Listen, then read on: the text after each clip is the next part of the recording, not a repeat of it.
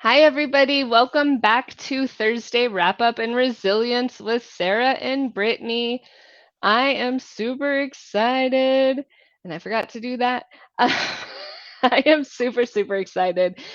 So, throughout this whole time, if you hear anything and you want to talk with either of us, over on this side are QR codes. Please, please, please, yeah, please, please, please book with us. We would love to even just connect and talk. We definitely are chatty Cathy's. So this is Rolodex Topics with Biz Storming, and this happens to be Thursdays where I have the amazing Sarah. We will be here at 4:15, almost on time every time.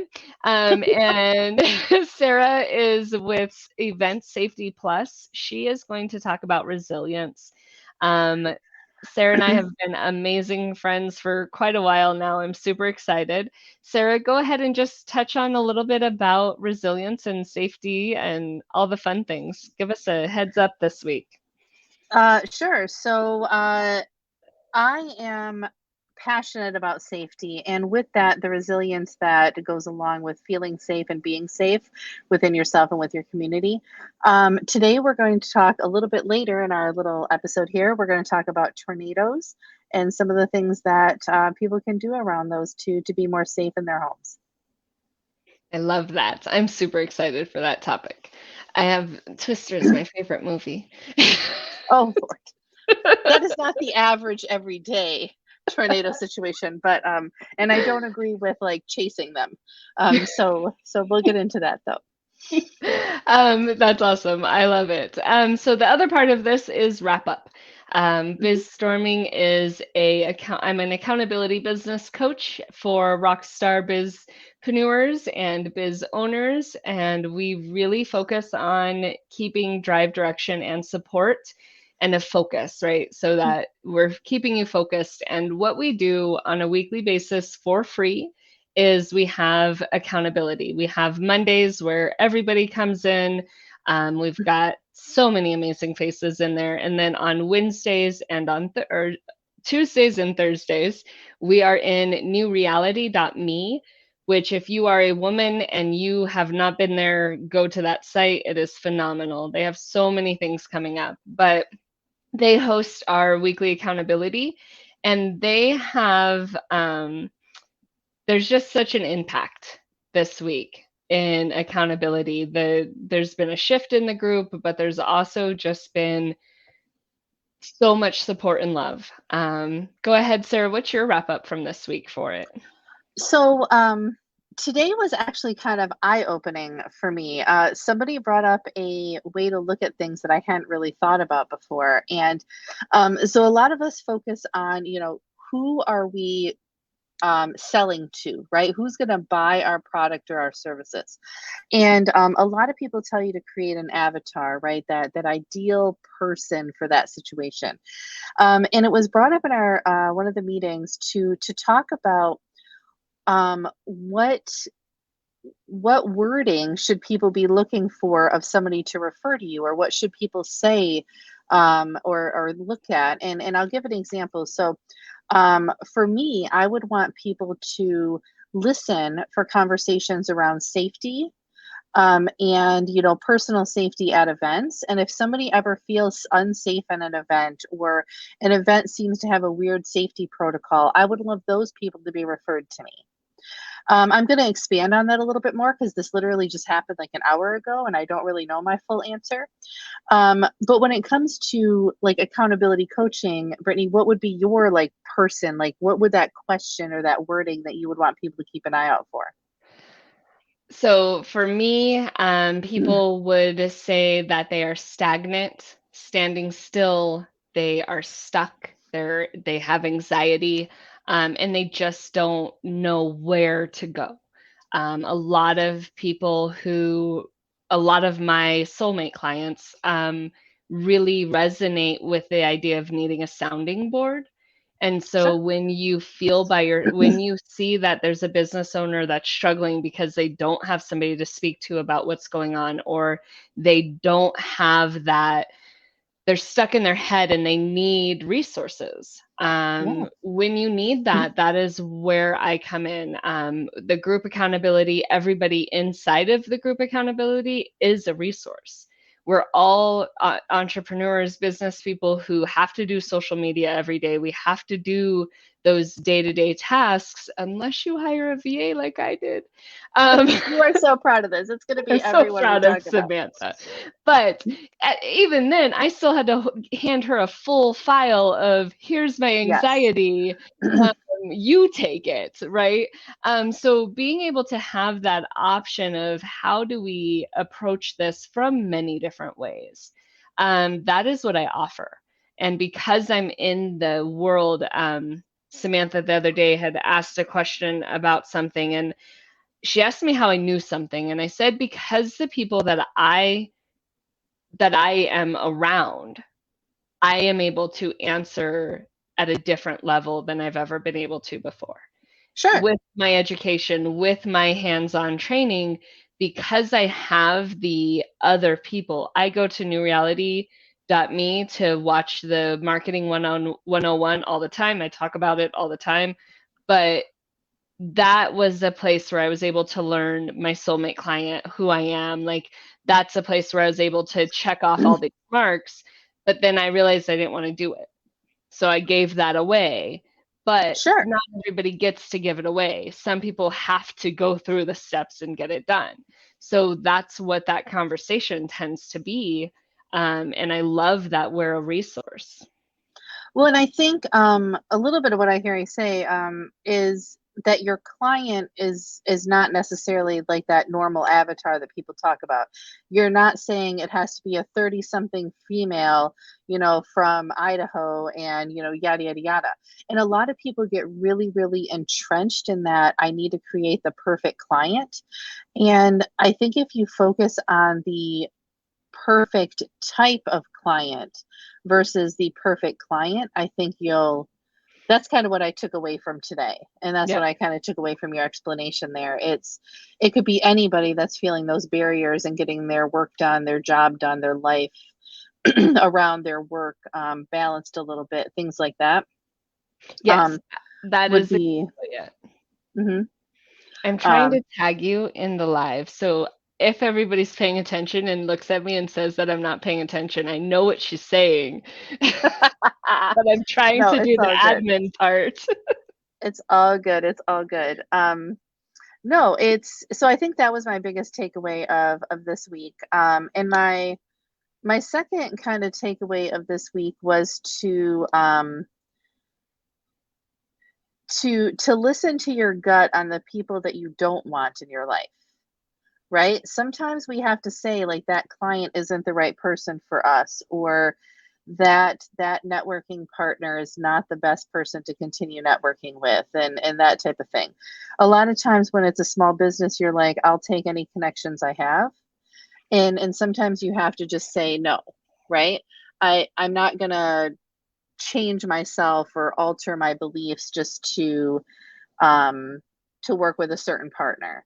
And I think I took that away from this week, a few things that I experienced. So what do you I think? love that. Yeah, I think for me, the wrap up this week really, for me, was where do you feel that you can be yourself? Where do you feel that you can be vulnerable? And this has been a conversation in our Monday meetings a lot. We have gentlemen in our Monday meetings and we have women in our Monday meetings. And one of the things that we talked about was being vulnerable and able to say, I'm having a hard day in my business. If you Yeah. say that in the real world, people look at you like, well, when are you going to bring in the income? And why are you doing it? Why don't you go get a 9 to 5? They have those lists. And the the thing is that in our groups we are not only vulnerable personally, but we are vulnerable in the space of business, and our personal comes into our business. Yeah. If you go on to Biz Storming, you will see that I shared a drag queen. I went to a drag show. I am a LGBTQ plus Christian women's group leader. um, I have all the marks, and the Center for Transformative Sexology is a huge LGBTQ plus business that I have supported from conception. And when we're in spaces and we talk about polyamory, or we talk about, when we talk about those things, the people who come into the space either accept it or they don't. Yep. And the people who run the meetings or run the spaces that those spaces are held in either support it or don't. And so we really have to, because at one point I was like, well, I need to tame. But then I realized that if I'm not vulnerable, then the people who come to us won't be vulnerable. And I don't want that Exactly. space. If you don't talk about your personal life, then people won't think they can talk about theirs. And we want everybody to feel comfortable to talk about whatever is happening in their day-to-day life, especially around how that impacts their business, right? That's what we're here for. In a lot of these groups, you talk about moving ahead your business, and your personal life means so much, and how you run your business, how you grow your business, how you interact with the community, and it needs to be talked about. So Yep, simple as that. exactly. So that Um, is one of my wrap ups for this week, is just basically we are who we are and we're raw. And if we can accept ourselves as raw human beings, we won't be able to accept ourselves as raw business people, because business is raw. It is hurt. It is rough. It is sandpaper, people. And we're oh, working together to turn it into a big fluffy teddy bear. there you go. But it starts off as sandpaper. It does. It does. Um, but just like sandpaper, every time you rub it, eventually it's going to get softer and smoother, and that's what happens after a while. So, yes. I now want a teddy bear sandpaper. I want a sandpaper teddy bear. I don't know if that would be fun. So, I do have a lot of teddy bears. So every time I go anywhere that is remotely close to a Build-A-Bear, I make one. And so I have like 6 now, and it's wonderful. But I love it. none of them are Let's get to sandpaper. the resilience. Tell Oh, us the resilience. about the resilience. So first of all, I want to make a promise, because this is our second one of doing this, and the first one was focused on fires, and this one's going to be focused on tornadoes. I promise, I will do a different topic next week that is not necessarily so terrifying, I guess. But resilience comes in a lot of forms, and with the fact that a lot of my background is in emergency preparedness and emergency management, some of these things come into the foreground more often than I would like them to. But just last night, we had quite a few tornadoes that came through Illinois, where I live, and so this kind of came up. So first of all, do you know what you're supposed to do when the tornado sirens go off, Brittany? Pets, kids, bathtub. Wonderful. So I'm assuming you don't have a basement. No, I do Okay. not. So the bathtub is wonderful. That is a wonderful solution. Kids, pets, bathtub. Yes, I love it. Hopefully you can all fit. Take a couple of blankets and pillows if you think you have time, because you might want to be comfortable. Now, the bathtub is a wonderful place to be for a lot of reasons, and we'll get to that in a second. But do you also know the difference between a watch and a warning? See, now when I grew up in Aurora, we would have, the sirens would go off. And Yes. you would hear the sirens and nothing ever happened. Mm. But I also know that I think things would happen like farther from us. They just wouldn't travel to us, Possibly, yeah. possibly. And I was little. I have been fortunate enough that in Colorado, it's not, I mean, they're there. And the city They're is not as often as some other states. well, Yeah. and the city just started to build into them, because we Oh, used to have a whole place. There's a whole place where they come a lot, but there wasn't many houses. There was lots of farms and less. more And the cows than cities, people. Yeah. Yeah, now the city is definitely like, oh, let's go live in tornado land. Sure. So I avoid those areas because I am very afraid of storms. Ah. Well, just to wrap up with this particular topic. So a watch, if you're looking at your phone that says it's a watch, you should get ready to be safe. Okay. So you should make sure that your kids are ready in case something happens. The dog isn't, running around the backyard, that type of thing. A warning means you need to go now. And that's what those sirens are for. The siren means go now if you're somewhere where there's a siren. Or if you don't have a siren, you can set up a couple of apps on your phone, and you can, most of the weather apps have them, will they'll notify you if there's a warning happening. But we're going to get to just a couple of small things that you can do. So the bathroom is a great place to be, because you have water, right? If all else fails, you can drink out of your hands out of the sink, right? If you're going to be there for an hour or two, or if something even more tragic happens and you are barricaded in the room for any reason. Um, but a lot of people don't think about that. They rush to the basement, or they rush to a small room in the house with no windows or something like that. Water is a very big thing, and if you are trapped somewhere, it's going to be a very big factor. So if you don't have water in your basement and that's your place, make sure that you have a couple of bottles of water down there, just to make sure. Now, there's a lot of other ways that you could be preparing for disasters. And if you want to know those things, click the link and set up a chat with me, and we'll talk about some ways that you can prepare more in depthly on that. But we're not going to get into those here because I think I would be on here for a couple more hours. I And love Brittany the doesn't let me idea. talk for a couple hours. So When you said, water, right? And you yeah. said the watch. So when there's that so when there's the watch, you Hmm. should probably already have had like a go bag, right? A go bag that Yes. has Or some something water in prepared. it. Yeah. Throw it in the Hmm. bathtub, even though the bathtub has water, because in my head, I'm just thinking tornado, and then there's busted pipes, and I'm drinking from the busted pipe like I'm drinking from a hose. It all went really south for me. Hey, So I but it's want a still water water. bottle. Yes, exactly. Yeah. But yeah, Um, keeping that water bottle and making sure you have that go bag. I love that idea. Yes, yes. You should always have a go bag for any disaster. If the bathroom is your tornado spot, though, remember you can just keep a little bit of something under the sink, Right. right? So keep a couple water bottles under the sink. Make sure you wash them every once in a while so you don't get weird or dusty. But yeah, you can always do that too. Um, and just listen to the community. If your siren's going off, don't go out into your backyard and look for the tornado, right? Go somewhere safe. Don't chase the tornado like you mentioned in the movie Twister. We're not chasing the tornadoes. You're not going to be lucky enough to be able to be under a bridge and the tornado just goes over you.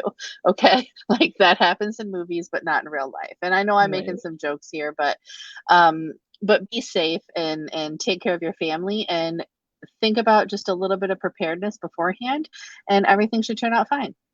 Yeah, I love that. My friend Linda, she is with Loving Life's Journey, and she tells me the stories of when she grew up and her dad would stand outside. Her family would be in their safe room, and her dad would stand outside to watch the storm to see So the what it was problem is doing. that I do as I say, not as I do. That's who I am.